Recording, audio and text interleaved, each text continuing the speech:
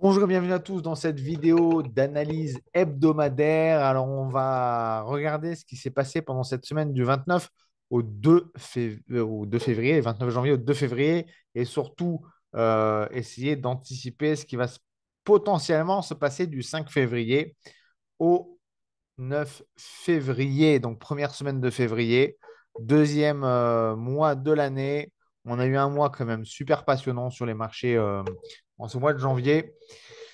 Si vous me suivez sur les réseaux sociaux, sur Facebook, sur Twitter, vous savez que j'étais à Genève ces 2 derniers jours pour une formation ETF qui sera bientôt disponible avec UGK Trading. Donc, je vous invite également en description à aller rejoindre la chaîne de UGK Trading sur lequel vous avez plein de conseils de trading aussi et également prochainement cette formation qui sera à disposition de ceux qui souhaitent en savoir plus sur les ETF. Alors, avant de passer dans le vif du sujet des analyses, vous avez peut-être vu aussi passer une vidéo cette semaine dans laquelle j'ai annoncé un défi que je me lance, un défi de trading, un défi un peu fou, complètement fou même, mais, euh, mais que je vais essayer de tenir pendant les 11 prochains mois de l'année. Pour le moment, ça commence de façon plutôt mitigée, on va dire. Pas dire que ça commence mal, bien. Je suis pas en perte, c'est déjà ça. C'est déjà très bien d'ailleurs. Mais bon, là, j'ai commencé que la semaine dernière. Donc, je vous ferai un récap chaque mois. Là, ça ne sert à rien que je vous fasse un récap pour la semaine qui vient de se passer. Je vous ferai donc un récapitulatif à la fin du mois de février. Donc, abonnez-vous, activez la clochette et ne manquez pas, si vous êtes intéressé de suivre ce challenge que je me suis donné, de faire passer un compte de 1500 à 10 000 euros. Ça me paraît fou quand je le dis. Mais on va voir si j'arrive à, à tenir le challenge, à réussir ce challenge. Alors, on va passer dans le vif du sujet. On va partager mon écran. On va passer sur les graphes. On va passer sur l'analyse. Écran 1. Analyse donc de la semaine, analyse hebdomadaire. Alors ici, on est sur l'euro-dollar. On va commencer par l'euro-dollar. Ici, sur l'euro-dollar, on avait travaillé pendant un moment cette zone de résistance. Ici, toute la semaine jusqu'au vendredi 26 janvier, on avait travaillé toute cette zone-là. Là, on l'a cassée. Elle a fait office de résistance ensuite le mercredi. Et là, on est repassé à travers, complètement à travers. Donc, qu'est-ce qu'il va falloir suivre en cette première semaine de février? Eh ben, ça va être cette zone de support ici à 1,0750. Ça va être le niveau le plus important, je pense, de la semaine prochaine. On arrive aussi ici sur une moyenne mobile de 100 jours. Donc, double intérêt ici sur cette zone-là. Qu'est-ce qui va se passer? Est-ce qu'on va rebondir et potentiellement repartir sur les niveaux de résistance précédents ou est-ce qu'on va casser et revenir sur les 1,0660, voire les 1,0671, 1,0471? Je ne sais pas, je n'ai pas de boule de cristal, mais par contre, c'est sûr qu'à mon avis, le marché va fortement travailler cette résistance. Si à cassure, ça ne se fera pas, normalement pas facilement, va y avoir de la résistance sur le support, si je puis me permettre. Donc, à mon avis, il va falloir vraiment, vraiment surveiller avec attention ce niveau-là. S'il y a un rebond, c'est possible qu'on travaille aussi. Il va y avoir, à mon avis, sur ce niveau-là, des 1,0750, une vraie bataille qui va se mener la semaine prochaine entre les acheteurs et les vendeurs. Qui va gagner? Vous savez, c'est la règle des marchés, la loi de l'offre et de la demande. Qui gagne entre les acheteurs et les vendeurs? Ça va être très intéressant de suivre. Et vous, si vous suivez mes analyses, vous savez qu'il faudra se positionner. Hop, ici, j'enlève la pub. Qu'il faudra se positionner soit sur la cassure, soit sur le rebond. Donc, beaucoup d'enjeux la semaine prochaine sur l'euro-dollar. On va passer sur les cryptos, sur le Bitcoin. Alors, le Bitcoin, vous savez que j'avais un take profit, j'avais une position longue à 39 900. Justement, dans le cadre de mon challenge que je m'étais fixé, j'avais pris une position acheteuse sur le Bitcoin à 39 900. Je visais donc ici, par ici, voilà. suite à ce rebond ici sur le support, j'avais acheté par ici. Voilà, par ici. Et je visais d'abord, j'ai visé un retour ici sur ce qui était à 41 200 une résistance qui redevient un support maintenant. Et finalement, je visais même les 44 000. J'ai pas, on n'a pas atteint les 44 000, on les a effleurés, on ne les a pas vraiment atteints.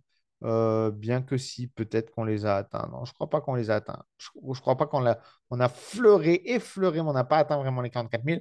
Donc, en fait, moi, sur les conseils d'ailleurs de quelqu'un sur le forum, qui m'a dit, attends, tu sais, c'est quand même pas bien, c'est quand même bien monté, prends quand même tes profits, attends pas les 44 000, ça pourrait redescendre. D'ailleurs, je l'en remercie parce que finalement, effectivement, à 43 500, j'ai tout revendu. Et là, vu le contexte pour le week-end, parce que je vous rappelle, les cryptos, c'est ouvert le week-end. Donc pour ce week-end et pour la semaine à venir, à mon avis, on va pouvoir se positionner short, puisqu'on a fait un échec ici de franchir les 44 000. Là, on est sur un compte, on est sur un, enfin vraiment, on est sur un visuel qui me laisse penser qu'on pourrait repartir à la baisse, donc peut-être vers les 41 300. Donc là, qu'est-ce qu'il y a à faire? Éventuellement tenter un short, pourquoi pas, parce qu'on a fait un échec des 44 000. Donc là, on pourrait commencer à tenter un short pour aller vers les 41 300. Si on est plus prudent, on attend de revenir à 41 300 et on verra si on rebondit ou si on casse. Mais là, on peut déjà, peut-être, à mon avis, tenter déjà un début de position short. Ça ne serait pas, à mon avis, complètement idiot, vu le scénario. Attention, je le rappelle, je ne donne pas de conseils d'investissement, je vous donne des analyses, vous faites ce que vous voulez, vous êtes grand, vous gérez votre argent comme bon vous semble. Hein, je le précise. Mais là, moi, un short ne me surprendrait pas. Après, soit on short maintenant avec comme objectif 41 300, soit on attend un rebond, une cassure quand on arrivera sur ce niveau. Voilà. Donc, pas grand-chose d'autre à rajouter. Sur l'Ethereum, alors on réajuste un petit peu ici la résistance. Donc pareil, un scénario assez similaire. On est allé chercher ici les 2400, mais on ne les a pas franchis.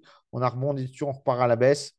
Potentiellement, à mon avis, on reviendra sur les 2175. Alors, on peut commencer à initier un short si on est courageux, téméraire dès maintenant et viser une baisse de 2300 à 2175. Ça ne me semble pas complètement dénué de sens. Ou alors, on attend d'arriver sur les 2175 et à ce moment-là, on arrivera en même temps sur la moyenne mobile 100 jours qui donnera encore plus de valeur à ce niveau-là. Et à ce moment-là, bah, qu'est-ce qu'on va faire? Soit on va jouer le rebond pour repartir à la hausse, soit on va jouer la cassure pour revenir sur le niveau inférieur, tout simplement. D'ailleurs, tiens, je n'ai pas regardé. Ouais, la moyenne mobile 100 jours, on va s'en rapprocher ici aussi, je pense. C'est intéressant aussi de regarder un petit peu les moyennes mobiles 100 jours. Alors ici, qu'est-ce qu'on a fait sur le S&P 500? Alors, je vous avoue, je n'ai pas regardé le S&P 500 de la semaine. Encore une fois, j'étais à Genève. J'étais très occupé par la formation. J'avais ma position sur le DAX et on parlera du DAX tout à l'heure. La fameuse position sur le DAX, vous verrez, on en parle pendant la formation. On en parle dans la prochaine vidéo de Faustin Priot. On parle de ma position sur le DAX. Ouais, il m'embête un peu. Ici, j'ai envie de retracer un mini support ici. J'aime pas trop ce scénario. Je trouve qu'il n'est pas terrible. Encore une fois, on est sur des plus hauts historiques. C'est difficile à trader. On va tracer ici une résistance ici, mais qui ne veut pas dire grand-chose, à mon avis. Hein. On est sur des plus hauts historiques. On va quand même la tracer parce qu'on voit que ça a quand même pas mal travaillé sur ce niveau-là. Donc, qu'est-ce qu'on va voir sur la S&P 500 lundi à l'ouverture? Bon, bah, soit on va ouvrir au-dessus et là, on repart pour une poursuite de la hausse. Attention quand même, la Fed, elle a un peu refroidi les marchés quand même. Donc, potentiellement, je ne suis pas favorable à un scénario qui nous pousserait sur une poursuite de la hausse. Vu le contexte macroéconomique, je pense qu'on est plutôt parti sur bah, un échec ici des 5000, hein, parce que c'était les 5000 points ici, ici 5000 points, mais c'était vraiment l'objectif des 5000 points. Je pense qu'on a, entre guillemets, vécu un échec à ce niveau-là. Donc, potentiellement, on aurait une résistance qui devrait se constituer entre ici 4950 et 5000. C'est une zone de résistance, à mon avis, qui sera très importante. Donc, potentiellement, on verra après comment ça gape sur le marché à l'ouverture. Mais potentiellement, un retour vers les 4850 ne semble pas complètement improbable, voire même les 4800 ici ou 4790. On verra. Possiblement que ce sera des zones d'achat intéressantes si au niveau macroéconomique tout est bon. Sinon, en cas de cassure, il faudra anticiper peut-être une baisse jusqu'à 4790, 4690. Attention donc, scénario pas très facile à trader. Euh, Dans un scénario comme ça où les marchés sont super hauts sur des plus hauts historiques, alors le short, pourquoi pas? Après, shorter les marchés, surtout shorter les indices. Et là, je rejoins l'avis de Faustin Prieux qui disait que shorter les indices, c'est toujours très dangereux. Et c'est vrai parce que les indices sont plutôt haussiers normalement. Ça monte. Donc peut-être que là, la stratégie de la sagesse, ce serait potentiellement d'acheter les supports, donc d'attendre un retour sur les supports et se positionner à l'achat. Voilà. Maintenant, les téméraires pourront quand même jouer des shorts, puisque le contexte macroéconomique, l'annonce de la Fed n'est pas terrible, et on a échoué à atteindre les 5000 points. Sur le Nasdaq, on est dans un scénario assez similaire, bien qu'il est quand même nettement plus propre. Je préfère quand même le scénario Là, ici, on va tracer une toute petite ici, un tout petit support ici, mais vraiment bébé. Hop, voilà. Je préfère le scénario du Nasdaq, il est plus propre. On a ici clairement une résistance qui est en train de se construire à 17 600 points. Donc là, on est pareil, on n'a pas réussi à aller plus haut. Le contexte de l'annonce de la Fed sur un retard de la baisse des taux, parce que la baisse des taux était très anticipée. Ils ont dit attention, c'est peut-être pas pour tout de suite. Ça a fait un peu phénomène de dépression sur les marchés. Donc potentiellement, si on ouvre en dessous de cette résistance, on devrait revenir sur les 7100. 17 100, pardon, voire les 16 900. Donc, pareil, un scénario assez proche, échec de la hausse, donc potentiellement retour sur les supports. Après, soit en short, si on est courageux, avec des stops et des take profit, et si on le sent, hein, parce qu'il faut aussi que vous fassiez vos propres analyses. Moi, je vous donne juste mon avis ou alors des achats sur les supports pour rechercher la hausse, ou s'il y a une forte cassure de ce niveau-là, là, le gros niveau qui est en gras, alors là, ouais, là, on pourrait repartir sur une baisse importante. Voilou. Sur, sur le Dow Jones, alors le Dow Jones, on va changer. Ça, c'est devenu un support, ça, c'est devenu une résistance. La mettre en verte. Scénario assez similaire au S&P 500 sur le Dow Jones. J'aime pas trop ce qui est en train de se passer. Les fondamentaux me laissent penser qu'on pourrait rebaisser vers les 38 000. On est sur des plus hauts historiques. C'est jamais en analyse technique les niveaux les plus simples à trader. Ici, je vais donner un peu moins d'importance à cette zone de support quand même.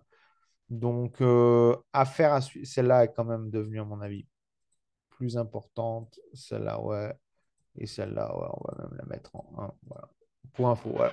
Je vous donne une classification, hein, des supports résistance que vous puissiez voir par leur taille quels sont les plus importants. Affaire à suivre, à mon avis, on peut retourner vers les 38 137 points, potentiellement rebondir ensuite sur les 38 650 points.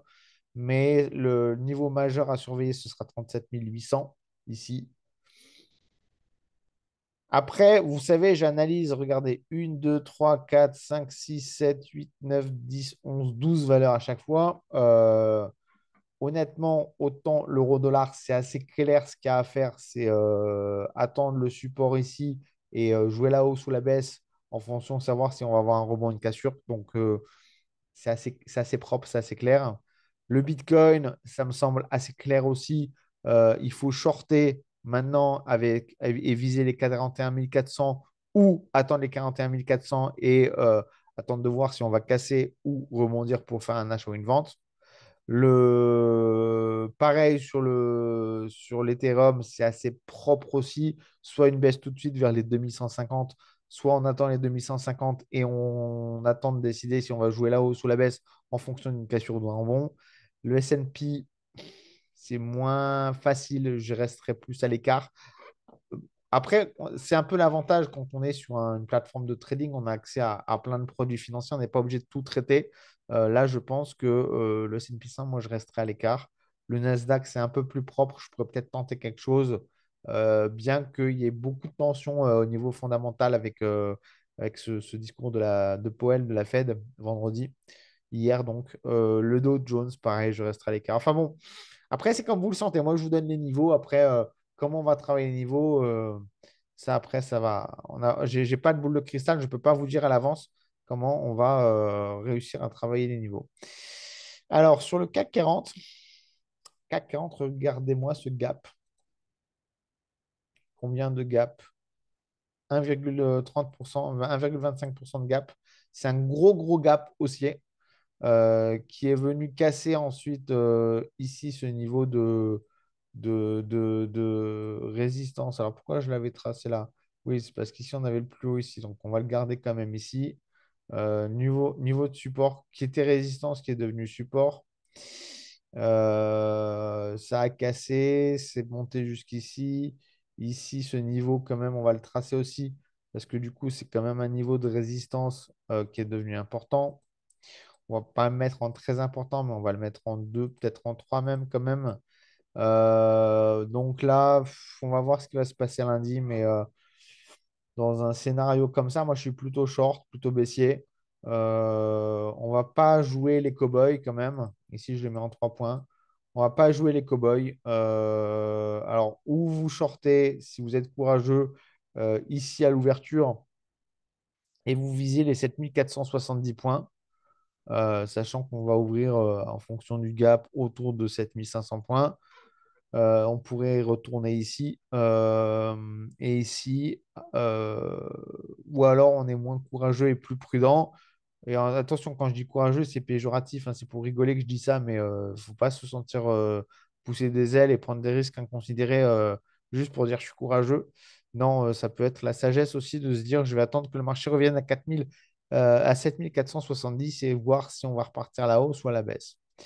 Grosso merdo, voilà, ça va se travailler dans cette zone-là. Et le support majeur, ce sera ça. Ce sera le niveau, à mon avis, qu'il faudra surveiller la semaine prochaine.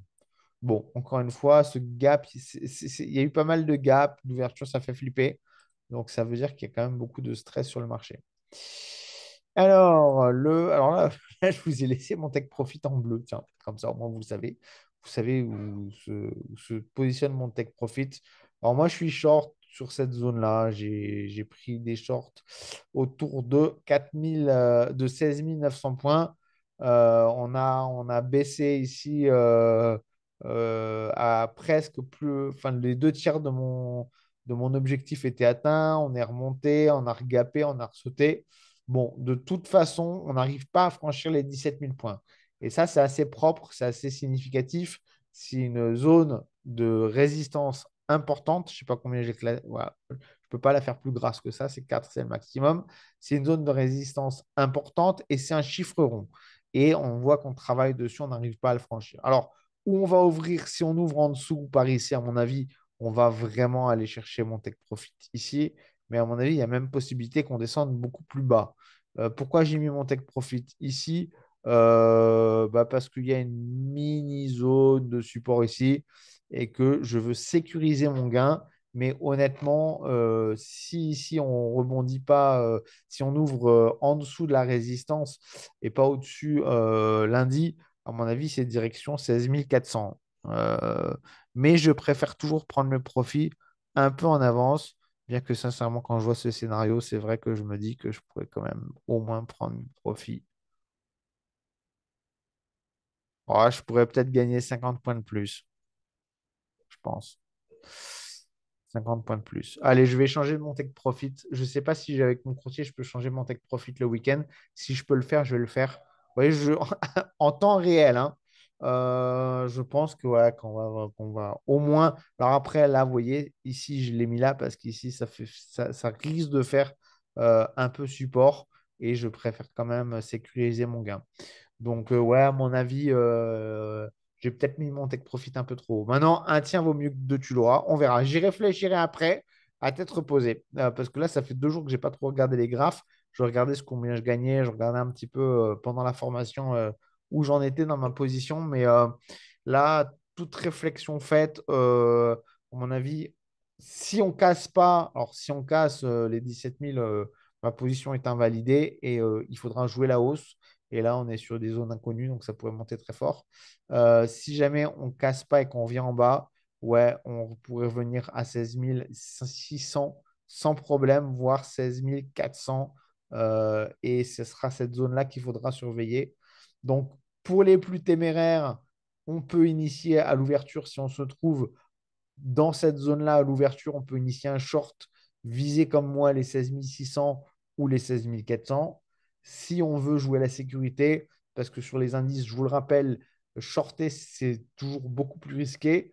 On n'est pas comme sur les devises, hein. Le short, il est plus risqué sur les indices parce qu'il y a ce phénomène directionnel. À ce moment-là, on va attendre les 16 400 et là, on va voir si le support joue son rôle pour se repositionner à l'achat si on préfère. Il y a des traders qui préfèrent n'être qu'à l'achat sur les indices et je peux les comprendre.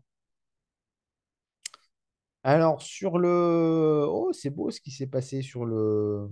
Alors, ici, on va en tracer un supplémentaire, une résistance supplémentaire. On va la mettre en verte. On va pas la mettre en. Ouais, on va la mettre en. Ouais, quoique non, si, quand même. Quand même. Elle est peut-être en 3. Pas en 4 mais en 3. Alors ici, qu'est-ce qui s'est passé? Alors, vous savez, on a vu on est allé lécher ici le support, on est passé à travers là, on est passé à travers là, on est remonté ici, on est allé s'arrêter ici sur ce niveau de, de résistance à 7 700. C'est très beau. Ce qui s'est passé ensuite, on est revenu ici, on a retravaillé ici ce support à 7 000, enfin 30 points en dessous. Donc, c'est un petit support, une petite résistance. Euh, Bon, bah là encore, on est sur plutôt baissier, hein. On est plutôt baissier. On pourrait revenir à 7600 points. Donc, soit on peut jouer le short avec un stop loss 1 dans cette zone-là, par exemple, et aller chercher ici les 7600 points. Ou alors, on attend les 7600 points et on décide si on veut jouer le rebond ou la cassure. Voilà. De toute façon, en analyse technique, l'avantage, c'est qu'il n'y a pas 36 000 solutions, c'est assez clair, hein. On attend, on se positionne et puis après, on attend la cassure ou le rebond. Ah, il n'y a que deux possibilités, cassure ou rebond. Donc, on attend que l'un ou l'autre se produise et quand ça se produit, on se positionne. L'Eurostock 50.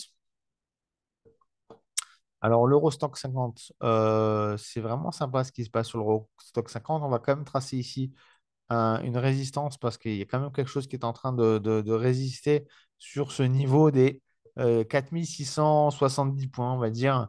Ça freine le marché, donc il y a potentiellement une résistance qui est en train de se créer à ce niveau-là. Pareil, hein, vu la gueule du marché, vu à quoi ça ressemble, je pense qu'un retour vers les 4570 n'est pas à exclure. Maintenant, tout va dépendre de l'ouverture de lundi. Voilà, mais vous avez les niveaux à surveiller, 4670, 4570 et après plus bas 4485. Mais déjà, on va voir comment le marché va travailler cette zone de support. L'or, alors l'or, j'ai aucune idée de ce qui s'est passé sur l'or cette semaine. Je vais le découvrir avec vous. Ah bah c'est sympa ce qui s'est passé sur l'or. Alors là, ici, ça devient un support. Alors, qu'est-ce qui s'est passé? Ici, on avait cette résistance qui a duré super longtemps. On est allé la franchir. On est allé chercher l'autre résistance ici que j'ajuste un petit peu. On s'est arrêté pile dessus. Enfin, pile dessus. Il a vraiment joué. On a travaillé un peu. Il y a toujours des mèches, hein. Quand je dis on s'est arrêté pile dessus, il y a toujours des mèches qui dépassent, mais ça, on s'en fiche. On a vraiment la bougie qui dépasse pas, donc la zone de résistance. Donc ici, c'est quand même très beau ce qui s'est passé sur, euh, sur l'or. On est reparti à la baisse, on est retourné. Vous voyez, en fait, en gros, ici, hop, on a cassé, on est allé tout de suite là. Après, on a retravaillé. Donc, les supports et résistances, les deux, ont vraiment joué à chaque fois très bien leur rôle. On a vraiment un chartisme ici si je regarde les plus hauts, les plus bas, c'est vraiment très propre ce qui se passe sur l'or en ce moment. Donc, c'est assez sympa. Donc là, qu'est-ce qu'on va faire? Alors, potentiellement, on pourrait acheter un, parce qu'on a ici échoué à casser les 2031 $. Donc, potentiellement, on pourrait revenir à nouveau, je pense, en début de semaine à 2055, voire 2076. Si on vient à 2076, là, on sera sur alors, pas le plus haut historique, parce que le plus haut historique, c'est 2500, 2145, mais on sera sur la résistance historique, qui sera, à mon avis, charnière. Maintenant, il n'est pas à exclure non plus qu'on puisse commencer la semaine par revenir travailler les 2031. À ce moment-là, si on casse, ce sera les 2000 $ la cible. Si on rebondit, ce sera à nouveau les 2055. Mais en tout cas, on a quand même un scénario qui est très très proche, très très propre ici sur l'or. Ça fait vraiment plaisir. Je crois que c'est comme ça que je sauvegarde. Voilà. Alors, le pétrole. Alors, le pétrole, ici, on va retravailler un peu. Le pétrole, alors, vous savez, il y avait cette zone de résistance qui a été franchie, qui était devenue un support. On est allé chercher direct les 79. Donc, pour ceux qui avaient joué la cassure ici, on allait chercher 79. Le take profit a été atteint. Take profit 79, zone de résistance qui coïncide avec la moyenne mobile 100 jours. On a tout de suite rebondi dessus, on est reparti à la baisse. Ici, le support, on est passé à travers comme si de rien n'était. Et là, on est en direction des 70 $. Donc, normalement, statu quo, là, je ne vais pas dire shorté parce que on a déjà bien, bien, bien entamé le mouvement. Donc, shorter maintenant à 72 pour 70, quoi que si, pourquoi pas à la limite.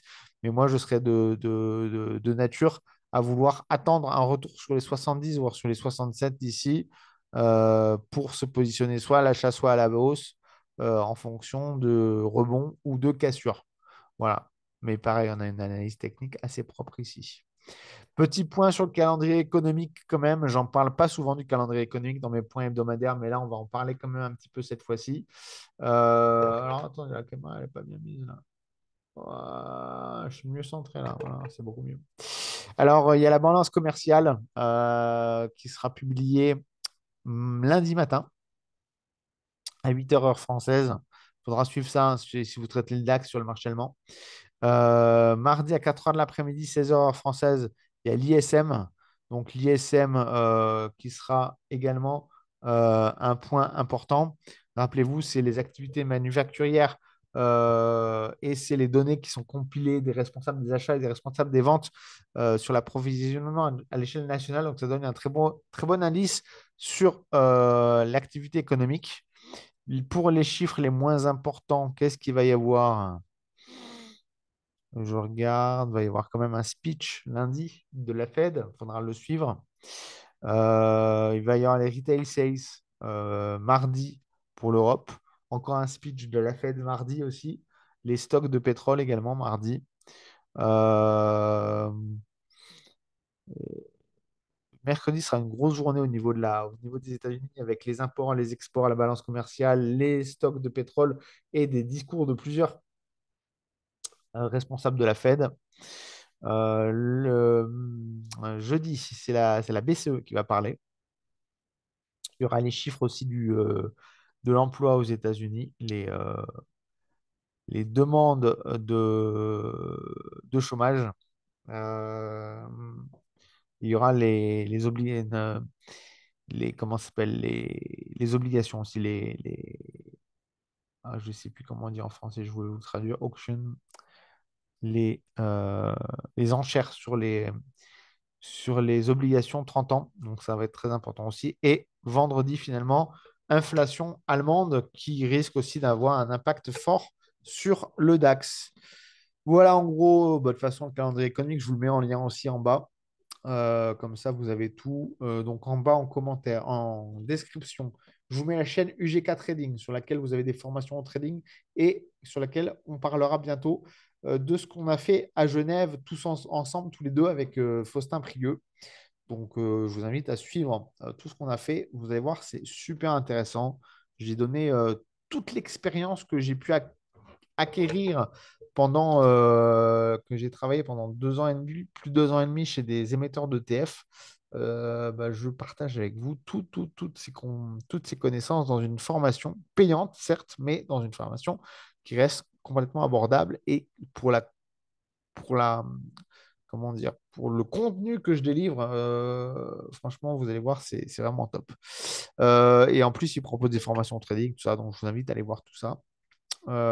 Quoi dire, quoi dire d'autre? Quoi dire d'autre? Donc, Faustin Prieux, calendrier économique. Et je vous remets mon lien de mon profil, de mes différents réseaux sociaux si vous voulez me suivre. Ah, et puis, voilà. Et puis, abonnez-vous parce que en prochaine vidéo, je vous parlerai donc, du coup, de ma nouvelle offre de coaching. Voilà.